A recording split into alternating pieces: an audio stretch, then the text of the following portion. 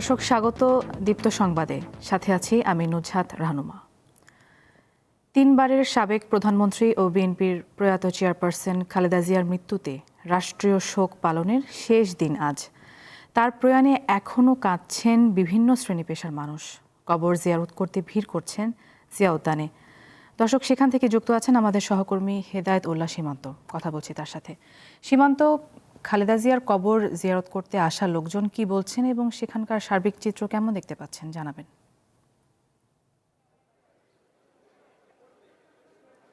নৌসাদ, আমরা দেখছি ভোর থেকে, অর্থাৎ কুয়াশাচ্ছন্ন যে কনকনে ঠান্ডা, এই ঠান্ডার মধ্যে অনেকেই বিভিন্ন শ্রেণী পেশার মানুষ এবং কি বিএনপির বিভিন্ন অঙ্গ সংগঠনের নেতাকর্মীরা বেগম খালেদা জিয়ার কবরে জিয়ারত করতে আসছেন, দোয়া করতে আসছেন। আমরা দেখছি একেবারে বিভিন্ন শ্রেণীর পেশার মানুষ জড়ো হচ্ছেন। আমি যদি একটু আপনাকে দেখানোর চেষ্টা করি, এই মুহূর্তে সেখানে দলে দলে লোকজন আসছেন এবং কি দোয়া করে যাচ্ছেন, কোরআন পাঠ করছেন। এইভাবে আপনি জানেন যে আজকে রাষ্ট্র ঘোষিত যে 3 দিনের শোক, সেটি আজকে শেষ দিন, যার কারণে কিন্তু অনেকে আসছেন বেগম খালেদা জিয়ার কবরে শ্রদ্ধা জানানোর জন্য এবং কি দোয়া করার জন্য। আমরা সকাল থেকে দেখেছি যে বিভিন্ন শ্রেণী পেশার মানুষ আসছেন, কিন্তু সেনাবাহিনী বা আইনশৃঙ্খলা রক্ষাকারী বাহিনী তাদেরকে দলে দলে ঢুকতে না দিয়ে সীমিত পরিসরে ঢুকতে দিচ্ছেন। কারণ হচ্ছে এখানে অনেকেই জড়ো হয়ে বিশৃঙ্খলা সৃষ্টি করতে পারে, যার কারণে তারা কিন্তু আইনশৃঙ্খলা রক্ষাকারী বাহিনীও এক সতর্ক অবস্থানে আছেন। সেনাবাহিনী আমরা দেখতে পাচ্ছি অনেকে বেশিক্ষণ এখানে থাকতে দিচ্ছেন না, যারা আসছেন দোয়া করে শ্রদ্ধা জানিয়ে চলে যাচ্ছেন। আমি যদি আপনাকে এই মাজারের প্রধান ফটক যেটি, সেটির দিকে একটু লক্ষ্য করাতে চাই, সেখানে অনেক মানুষ অপেক্ষমান আছে, একেবারে বিভিন্ন শ্রেণী পেশার মানুষ। কারণ হচ্ছে অনেকেই জানাজা এবং দাফনে দেশের বিভিন্ন জেলা থেকে এসেছেন। তারা আজকে শেষ দিনের জন্য এই মাজারে আসছেন দোয়া করার জন্য এবং কি শ্রদ্ধা জানানোর জন্য। তারা বাড়ি ফিরে যাচ্ছেন শেষ মুহূর্তের জন্য। তারা যাওয়ার পথে বেগম খালেদা জিয়ার কবরে তারা শ্রদ্ধা জানিয়ে যাচ্ছেন। কারণ আপনি দেখতে পাচ্ছেন যে প্রধান ফটক যেটি, সেখানে অনেক মানুষ অপেক্ষমান আছেন এবং কি আইনশৃঙ্খলা রক্ষাকারী বাহিনী সবাইকে একসাথে প্রবেশ করতে না দিয়ে সীমিত পরিসরে ঢুকতে দিচ্ছেন। এরা শেষ, কিংবা যারা ঢুকেন তারা শ্রদ্ধা জানানো শেষে তাদেরকে বের করে দেওয়ার পরে অন্য যারা আছেন অপেক্ষমান তাদেরকে ভিতরে প্রবেশ করতে দিচ্ছেন। এভাবে সব ভোর থেকে চলছে। অর্থাৎ বেগম খালেদা জিয়াকে মানুষ এত ভালোবাসে, তাদের সবার কাছে এত প্রিয়, যার কারণে কিন্তু নানা শ্রেণী পেশার মানুষ আছেন। আমরা দেখতে পাচ্ছি শুধু দলীয় নেতাকর্মী নও, বিভিন্ন শ্রেণী পেশার মানুষ সেখানে জড়ো হচ্ছেন বেগম খালেদা জিয়াকে শ্রদ্ধা জানানোর জন্য এবং তার জন্য দোয়া করার জন্য। আমরা অনেকের সাথে কথা বলেছি, তারা বলছেন এই শেষবারের মতো তারা এসে আজকে যে রাষ্ট্রীয় শোকের শেষ দিন এবং কি বিএনপির ঘোষিত 7 দিনের শোকের কর্মসূচিও চলছে, যার কারণে কিন্তু বিএনপির বিভিন্ন নেতাকর্মীরাও আসছেন সেখানে ফুল দিয়ে শ্রদ্ধা জানাতে। নুজাদ, এ ছিল আমার কাছে মাজার থেকে সর্বশেষ। দর্শক, জিয়া উদ্যান থেকে সরাসরি যুক্ত ছিলেন সহকর্মী হেদায়েত সীমান্ত। ঢাকাসহ দেশের বিভিন্ন এলাকায় শীতের তীব্রতা অব্যাহত রয়েছে। দেশের সর্বোত্তরের জেলা পঞ্চগড়ের উপর দিয়ে দ্বিতীয় ধাপে বইছে মৃদু শৈত্যপ্রবাহ। সকাল 9টায় জেলায় সর্বনিম্ন তাপমাত্রা 9.4 ডিগ্রি সেলসিয়াস পরিমাপ করেছে তেতুলিয়া আবহাওয়া অফিস। সূর্যের দেখা মিললেও ঠান্ডা বাতাস শীতের তীব্রতাকে আরও বাড়িয়ে তুলেছে। কুড়িগ্রামে সকাল 6টায় সর্বনিম্ন তাপমাত্রা 10.7 ডিগ্রি সেলসিয়াস রেকর্ড করেছে রাজারহাট আবহাওয়া পর্যবেক্ষণ কেন্দ্র। তীব্র শীতে কষ্টে রয়েছে অতি দরিদ্র, ছিন্নমূল, শ্রমজীবী এবং নদী তীরবর্তী চরাঞ্চলের মানুষ। হাসপাতালগুলোতে বাড়ছে ঠান্ডাজনিত রোগীর সংখ্যা। উত্তরের আরেক জেলা নওগাঁয় সকাল 6টায় সর্বনিম্ন তাপমাত্রা পরিমাপ করা হয় 11.8 ডিগ্রি সেলসিয়াস। আগামীতে এই তাপমাত্রা আরও কমতে পারে বলে জানিয়েছে স্থানীয় আবহাওয়া অফিস। একই সময়ে দিনাজপুরে সর্বনিম্ন তাপমাত্রা রেকর্ড করা হয় 10.6 ডিগ্রি সেলসিয়াস। এছাড়া দক্ষিণের জেলা পটুয়াখালীতে সকাল 9টায় সর্বনিম্ন তাপমাত্রা 10.1 ডিগ্রি সেলসিয়াস রেকর্ড করেছে খেপুপাড়া আবহাওয়া অফিস। এ সময় জেলার অনেক স্থানে ঘন কুয়াশায় দৃষ্টিসীমা নেমে আসে 50 মিটারের নিচে। শীতের তীব্রতা ও এর প্রভাব নিয়ে জানাতে এবারে দিনাজপুর থেকে যুক্ত আছেন সহকর্মী সুলতান মাহমুদ।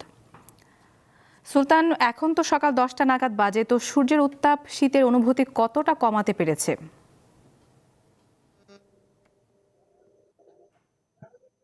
নুসরাত, আজকে এখন কিন্তু সূর্যের দেখা দিয়েছে, এখন সূর্য উঠেছে, তবে উত্তাপ একেবারেই নেই। তবে হিমেল হাওয়া প্রবাহিত হওয়ার কারণে এই উত্তাপ একেবারেই মিশে গিয়েছে, যার কারণে মানুষে কিন্তু এই ঠান্ডার অনুভূতি এখনো কিন্তু তীব্র রয়েছে। আমরা দেখেছি যে রাস্তায় 2-4 জন মানুষ বের হলেও কিন্তু অনেকেই মোটা কাপড় পরে কিন্তু বের হয়েছে, এবং যারা শ্রমজীবী মানুষ, বিশেষ করে যদি অটো চালক, রিক্সা চালক, ভ্যান চালক বা শ্রমজীবী মানুষ রয়েছে, তারা কিন্তু এই শীত উপেক্ষা করে অনেকে রাস্তায় বের হয়েছে। কেউ কেউ বলছে যে রাস্তায় পরিবার পরিজনের জন্য যে রুটি রুজির ব্যবস্থা করার জন্য যারা যারা শ্রমজীবীরা তারা বের হয়েছে। তবে যাত্রীর সংখ্যা একেবারেই নেই। তারা বলছে যে এই শীত উপেক্ষা করে আসলে প্রয়োজন ছাড়া কিন্তু আসলে তেমন কিন্তু মানুষ ঘর থেকে বের হচ্ছে না। এই শীতের তীব্রতা আরো সামনে জানুয়ারির যে দ্বিতীয় সপ্তাহ শুরু হবে, এই সপ্তাহে কিন্তু আরো তীব্রতা বাড়বে বলে দিনাজপুরের যে আবহাওয়া অফিসের ভারপ্রাপ্ত কর্মকর্তা তোফাজ্জল রহমানের সাথে আমার কিছুক্ষণ আগেও কথা হয়েছে, তিনি এমনটি জানিয়েছেন। তিনি আরো বলেছেন যে জানুয়ারি থেকে বেশ কয়েকটা শৈত্যপ্রবাহ অব্যাহত থাকবে, যার কারণে এই এলাকার মানুষের এই শীতের যে কষ্টটা সেটা কিন্তু অনুভূত হবে। পাশাপাশি আরেকটি বিষয় আপনাকে জানিয়ে রাখি যে দিনাজপুরে যেহেতু শীতার্ত মানুষের সংখ্যা অনেক বেশি এবং নিম্ন আয়ের মানুষের সংখ্যা বেশি, দিনাজপুরের যে জেলা প্রশাসক থেকে শুরু করে শীতার্ত মানুষের মাঝে কিন্তু শীত বস্ত্র বিতরণ কার্যক্রম অব্যাহত রয়েছে। তবে শীতার্ত মানুষের সংখ্যা এতটা বেশি যে আসলে সবার কাছে কিন্তু শীত বস্ত্র পৌঁছানো সম্ভব হচ্ছে না। বিশেষ করে আমরা দেখেছি যে ছিন্নমূল মানুষেরা কিন্তু আসলে শীতে এই মোটা কাপড়ের প্রয়োজনীয়তা অনুভব করছে বেশি, এবং যে এই অঞ্চলের যে বস্তি এলাকায় রয়েছে সেই এলাকায়ও কিন্তু যারা অসহায় দরিদ্র মানুষ রয়েছে তারা কিন্তু শীতে অনেকটাই শীত বস্ত্রের জন্য তারা দাবি জানিয়েছে। নুসরাত। দর্শক, দিনাজপুর থেকে যুক্ত ছিলেন সহকর্মী সুলতান মাহমুদ। বাংলাদেশের সঙ্গে ভারতের সম্পর্ক উন্নয়নে খালেদা জিয়ার গুরুত্বপূর্ণ অবদান সব সময় স্মরণে রাখবে দিল্লি। বৃহস্পতিবার নয়াদিল্লিতে বাংলাদেশ হাইকমিশনে রাখা শোক বইয়ে এ কথা লেখেন ভারতের প্রতিরক্ষামন্ত্রী রাজনাথ সিং। এদিকে খালেদা জিয়ার প্রতি শ্রদ্ধা জানাতে ভারতের পররাষ্ট্রমন্ত্রীর ঢাকা সফর দুই দেশের সম্পর্কের বরফ গলাবে কিনা সেটা বুঝতে ধৈর্য ধারণ করতে বলেছেন পররাষ্ট্র উপদেষ্টা তৌহিদ হোসেন। ভারতের ক্ষমতাসীন দল বিজেপির সর্বোচ্চ গুরুত্বপূর্ণ নেতাদের একজন রাজনাথ সিং। প্রতিরক্ষামন্ত্রী হিসেবে এর আগে 2021 সালে সশস্ত্র বাহিনী দিবসের অনুষ্ঠানে নয়াদিল্লিতে বাংলাদেশ হাইকমিশনে গিয়েছিলেন তিনি। বৃহস্পতিবার দুপুরে দ্বিতীয়বার তিনি যান বাংলাদেশ হাইকমিশনে। বাংলাদেশের সাবেক প্রধানমন্ত্রী ও বিএনপি চেয়ারপারসন খালেদা জিয়ার মৃত্যুতে হাইকমিশনের শোক বইয়ে তিনি ভারত সরকার ও জনগণের পক্ষ থেকে আন্তরিক সমবেদনা প্রকাশ করেন। লেখেন, বাংলাদেশ ও ভারতের সম্পর্ক জোরদারে খালেদা জিয়ার অবদান সবসময়ই স্মরণ করে দেশটি। এদিকে খালেদা জিয়ার প্রতি শেষ শ্রদ্ধা জানাতে বুধবার বাংলাদেশে ঝটিকা সফরে আসেন ভারতের পররাষ্ট্রমন্ত্রী এস জয়শঙ্কর।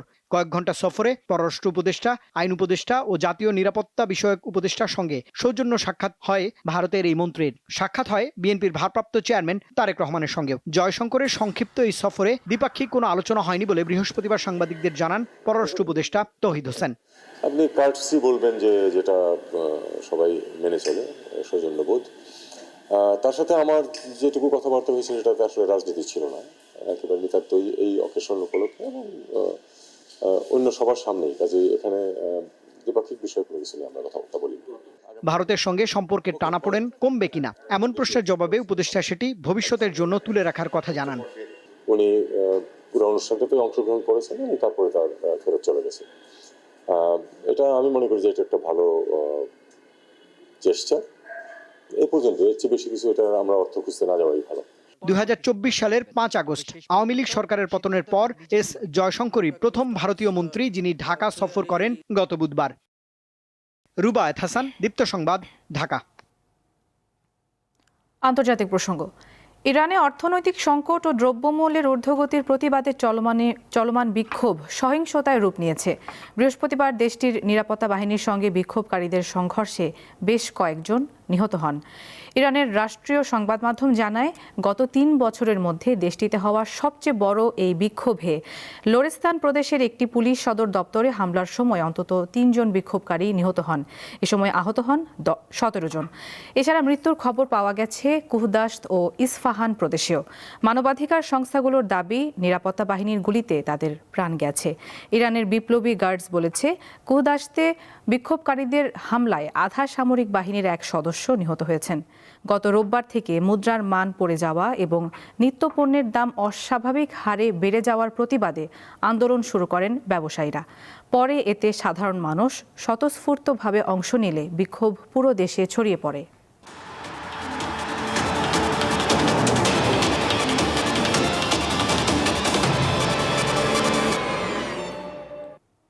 খেলার খবর। বিপিএলে আজও রয়েছে 2টি ম্যাচ। সন্ধ্যা 7টায় সিলেট টাইটান্স খেলবে রংপুর রাইডার্সের বিপক্ষে। এর আগে দুপুর 2টায় চট্টগ্রাম রয়্যালসের প্রতিপক্ষ ঢাকা ক্যাপিটালস। 2 ম্যাচে 1টি করে জয় আর পরাজয়ে 2 পয়েন্ট নিয়ে টেবিলের 4 নম্বরে রয়েছে চট্টগ্রাম। বিসিবির মালিকানাধীন ফ্র্যাঞ্চাইজিটির বড় শক্তি বোলিং বিভাগ। মেহেদী, তানভীর, শরীফুল রায় মূল ভরসা দলের, সঙ্গে অভিজ্ঞ শুভাগত হোম, আরাফাত সানি সহ আবু হায়দার। নিলাম থেকে 1,10,00,000 টাকায় ওপেনার মোহাম্মদ নাইমকে দলে নিয়েছে চট্টগ্রাম রয়্যালস। তবু তাদের জন্য বড় দুশ্চিন্তা ব্যাটিং। বিপরীতে চমক দেখিয়েছে ঢাকা ক্যাপিটালস। সরাসরি চুক্তিতে ঢাকা ক্যাপিটালস ক্যাটাগরি এ থেকে তাসকিন আহমেদ এবং ক্যাটাগরি বি থেকে সাইফ হাসানকে দলে নিয়েছে। বিদেশি ক্রিকেটারদের মধ্যে ইংল্যান্ডের অ্যালেক্স হেলস ও পাকিস্তানের উসমান খানকে দলে ভিড়িয়েও ভালো করতে পারছে না তারা। টেবিলের 5 নম্বরে রয়েছে শাকিব খানের মালিকানাধীন দলটি। ফিফা বিশ্বকাপ 2026 সামনে রেখে বিশ্বের সবচেয়ে কাঙ্ক্ষিত ট্রফিটি কাছ থেকে দেখার সুযোগ পাচ্ছেন বাংলাদেশের ফুটবল প্রেমীরা। আগামী 14 জানুয়ারি এই ট্রফি ঢাকায় আসছে বলে জানিয়েছে কোকা-কোলা কোম্পানি। এই ট্যুরের মাধ্যমে বাংলাদেশি দর্শকরা ফুটবলের সর্বোচ্চ সম্মান মূল ফিফা বিশ্বকাপ ট্রফি সরাসরি দেখার সুযোগ পাবেন। ফিফা বিশ্বকাপ 2026 হতে যাচ্ছে ইতিহাসের সবচেয়ে বড় আসর। কানাডা, মেক্সিকো ও যুক্তরাষ্ট্র এই 3টি দেশ যৌথভাবে টুর্নামেন্টটি আয়োজন করবে। এবারে বিশ্বকাপে অংশ নিচ্ছে 48টি দল, ফলে ম্যাচের সংখ্যাও বেড়েছে। বিশ্বব্যাপী সফরের অংশ হিসেবে ফিফা বিশ্বকাপ ট্রফি ট্যুর বাই কোকা-কোলা 30টি ফিফা সদস্য দেশে সফর করবে। মোট 150 দিনের ট্যুরে 75টি স্থানে থামবে ট্রফিটি। দর্শক, এই ছিল এখনকার মতো। পরবর্তী আয়োজন বেলা 12টায় বাণিজ্য সংবাদ দেখার আমন্ত্রণ। এছাড়া আরও তথ্যের জন্য চোখ রাখুন দীপ্ত ডিজিটাল প্ল্যাটফর্মগুলোতে। ধন্যবাদ সবাইকে।